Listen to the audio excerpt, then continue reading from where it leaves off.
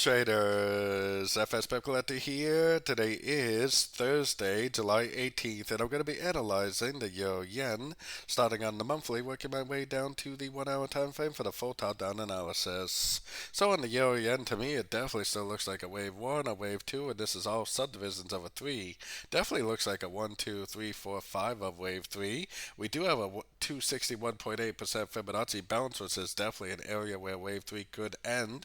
If it does end a wave 3, it's probably likely to make a wave 4, then go up at least one more time for a wave 5 to end a trend that started way back here about 4 years ago. So heading down to the weekly time frame.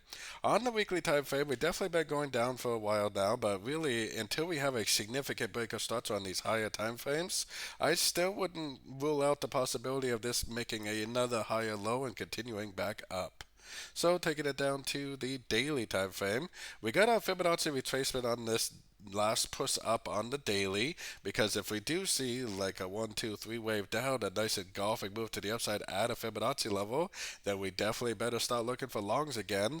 I honestly would not be surprised at all if this does go back up again, especially with how the yen has been trending up for 4 years now. So going down to the 4 hour time frame. On the 4 hour time frame, our last major structure level is actually way up here.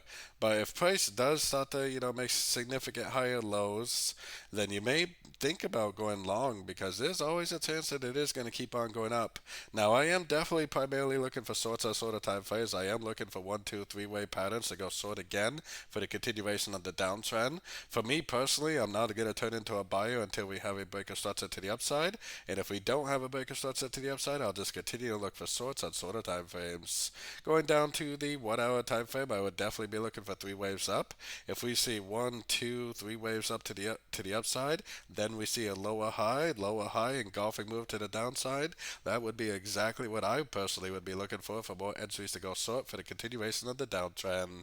The only thing that's really going to turn me into a buyer is seeing a nice clear break and hold above this structure right here, which we definitely do not have as of yet.